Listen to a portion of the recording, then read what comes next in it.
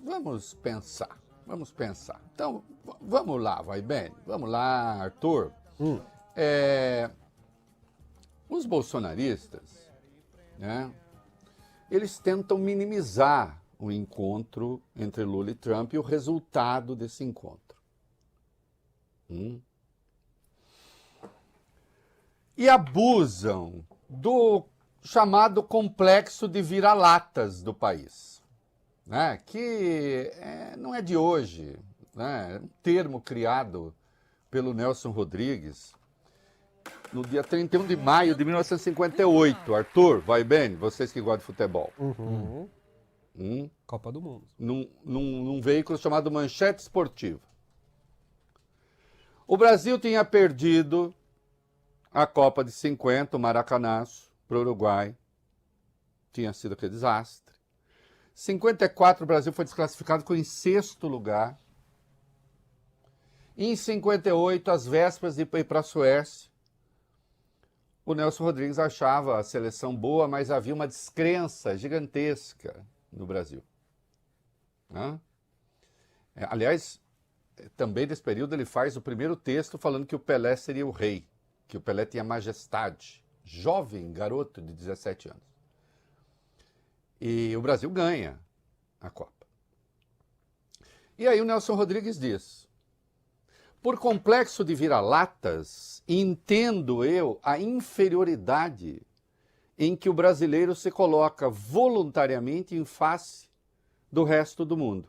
Isto em todos os setores e, sobretudo, no futebol. Dizer que nós nos julgamos os maiores é uma cínica inverdade. Em Wembley, por que perdemos? Porque diante do quadro inglês, aqui é Nelson Rodrigues falando do modo dele, né? Louro e sardento, a equipe brasileira ganhou de humildade. Jamais foi tão evidente, eu diria mesmo, espetacular, o nosso viralatismo. Na já citada vergonha de 50, éramos superiores aos adversários. Além disso, levávamos a vantagem do empate.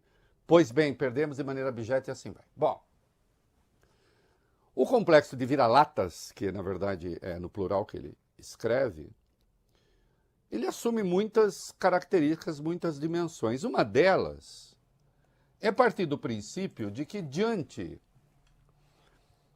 do governante estrangeiro, especialmente se ele é mais poderoso do que nós, e o Trump efetivamente é mais poderoso do que o Lula como chefe de Estado, né? Ele, afinal de contas, governa os Estados Unidos, a nação mais rica da Terra, a maior máquina militar do mundo, da história. Então ele é mais poderoso. Mas que diante de alguém com esse poder, a única posição possível é de sobre 4 apoios. É a sujeição. É lamber botas. Aliás, o presidente usou essa expressão. E não adianta, vale bem, ninguém respeita a gente que faz isso. Nós tratamos isso na sexta-feira. A única sujeição que tem graça e que pode ser interessante é a sujeição amorosa, né? É a coita amorosa, é o sofrimento amoroso. Né? Não é coito, hein? Que também merece respeito. Estou falando da coita amorosa. Daí que vem a palavra coitado, né? Coitado. Coitado não é quem submete ao coito, o coitado é aquele que sofre, que padece. Né? É a única sujeição que tem graça. O resto não tem. E aquele que obtém a sujeição do outro não respeita o outro. Ninguém respeita a gente rastejante. Pode não querer perto. Respeitar não respeita. Pode não querer perto, eu digo a pessoa altiva. Não quero saber de gente chata, pentelhando, vai embora. Tá certo. E às vezes quer gente submissa, mas não para respeitar, para mandar. São coisas diferentes, bem diferentes. A extrema-direita, nesta questão do Trump, nós sabemos qual foi a posição, desde quando veio o tarifaço.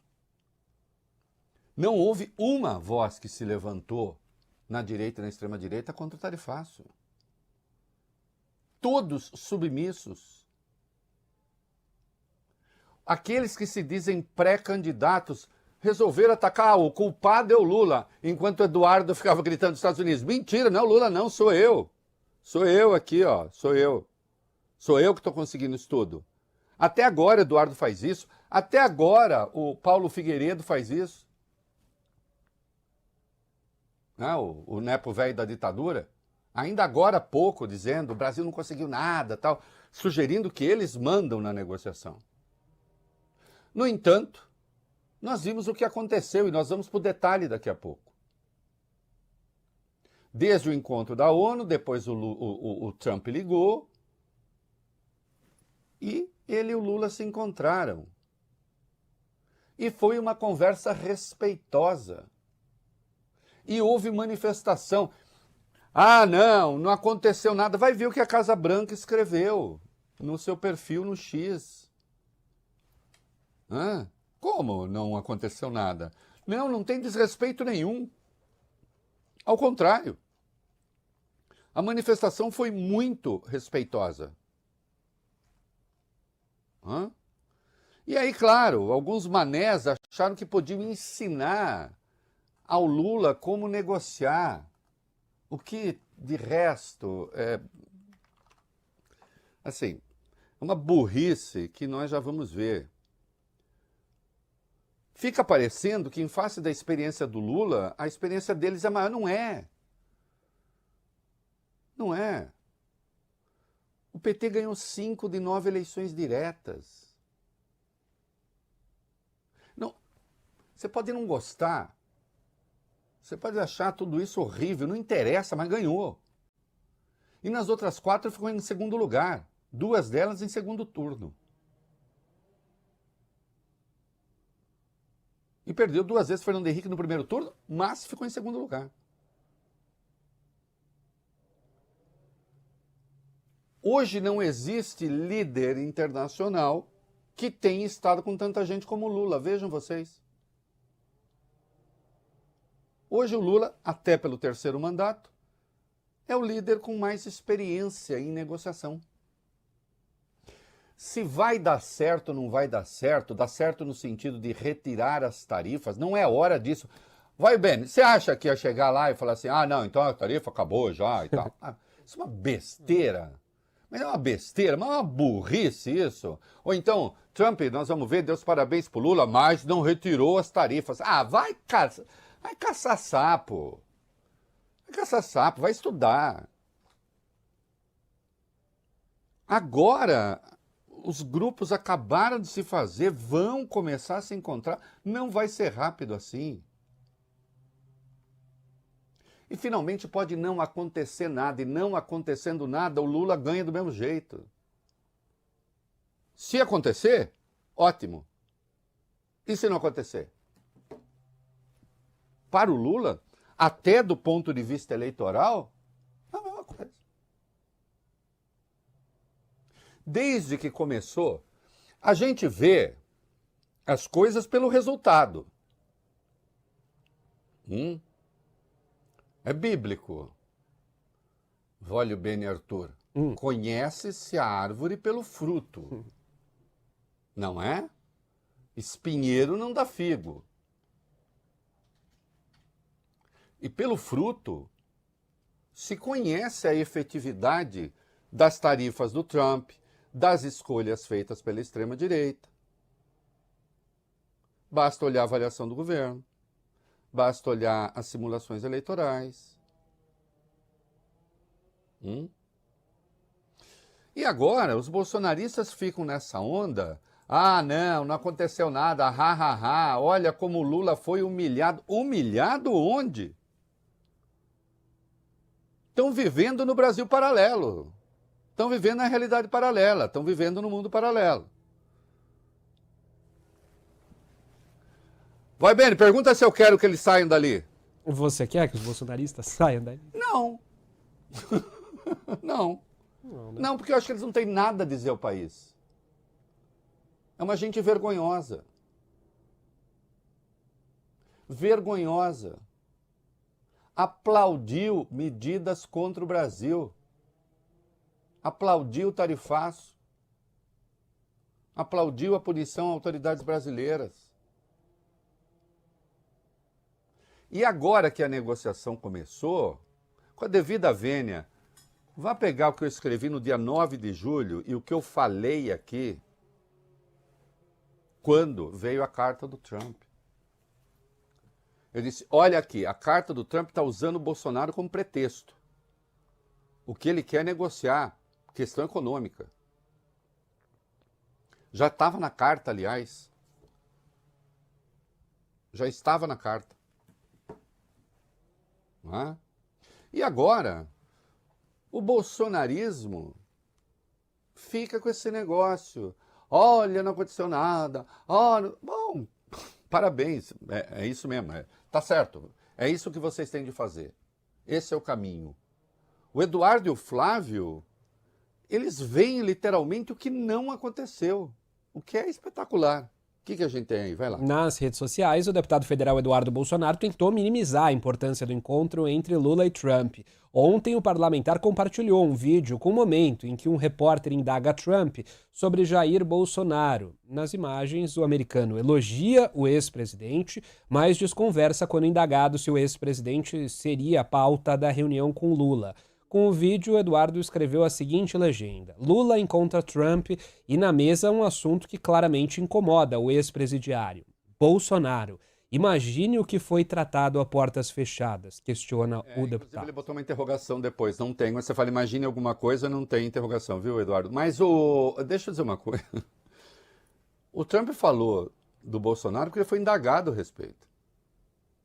E depois, quando diz, mas isso vai ser tema, diz, não é da sua conta. Né? E sim, eles falaram a respeito, mas o Lula disse o que eles falaram, e depois do que o Lula disse, você já tem o Trump desejando os parabéns para o Lula e tal. O Lula falou. Sim, eles falaram, e o Lula falou o que aconteceu. Agora, fazer de conta, até anteontem, a gente é que encontra, a gente é que decide, a gente é que não sei o quê. E o que o Trump está falando é, não estamos dispostos a negociar. Perderam o monopólio do contato com o governo americano. Lula e Trump trocaram o telefone. Né? Aí o Eduardo dizendo, imagina o Eduardo falando que é preciso separar o que é narrativa. Né? Vocês acham que é minimamente crível atrelar Vitória a um regime de exceção, sendo publicamente humilhado? Mas onde há humilhação? Onde está a humilhação? Um regime de exceção que há poucos meses atrás agia sem prestar contas a ninguém, sem qualquer consequência sobre seus atos. O que isso diz do encontro entre os dois presidentes? O que eu vejo é uma tirania liderada por homens medíocres, sendo disciplinada em público. Disciplinada por quem, cara pálida? Que o Eduardo faça isso e que ele não queira perder o controle da sucessão na direita, eu entendo. Agora, eu não sei, tem gente que acredita nisso aqui que ele está falando? A mesma coisa o Flávio, também foi para as redes, minimizou. Né? Luiz está pequeno, escanteado, que nem saiu na foto dos líderes. Uma bobajada. Uma bobajada. Que contrasta com os fatos. Né?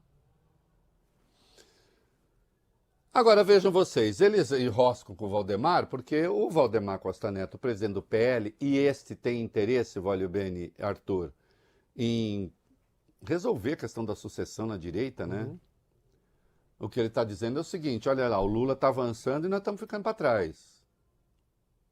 que ele falou? Vai lá. O presidente nacional do PL tem repetido a aliados que não tem dúvida de que Lula conseguirá reduzir ou até reverter por completo o tarifaço. Segundo informações do jornal o Globo, Valdemar entendeu que Trump não quer brigar com o Brasil e reconheceu também a habilidade política de Lula para negociar. O presidente do PL afirmou a interlocutores do partido que acredita que o problema do presidente americano não é com o executivo, mas com o judiciário brasileiro, citando o ministro Alexandre de Moraes. E eventualmente, e nem isso, não que o problema não exista, e o Lula tratou do problema. O Lula foi muito claro ao dizer, ele tratou da tarifa, ele tratou da questão do judiciário, não é?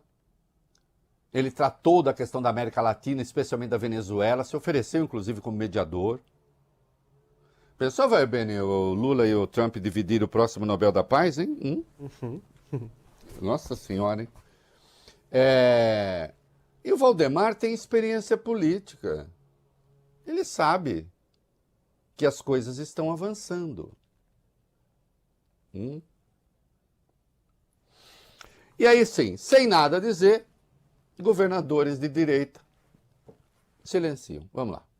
Os principais governadores de direita optaram pelo silêncio após o encontro entre os dois presidentes, o presidente brasileiro e o presidente dos Estados Unidos. São Paulo é o estado mais prejudicado pelo tarifaço, mas Tarcísio de Freitas não fez nenhuma menção ao assunto. Ronaldo Caiado, de Goiás, Romeu Zema, de Minas Gerais e Ratinho Júnior, do Paraná, também silenciaram. Pois é, né?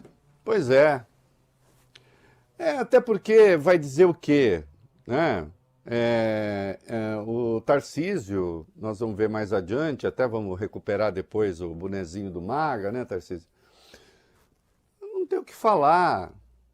E quando tentou falar, nós vamos ver daqui a pouco, tentou ensinar o Lula a negociar.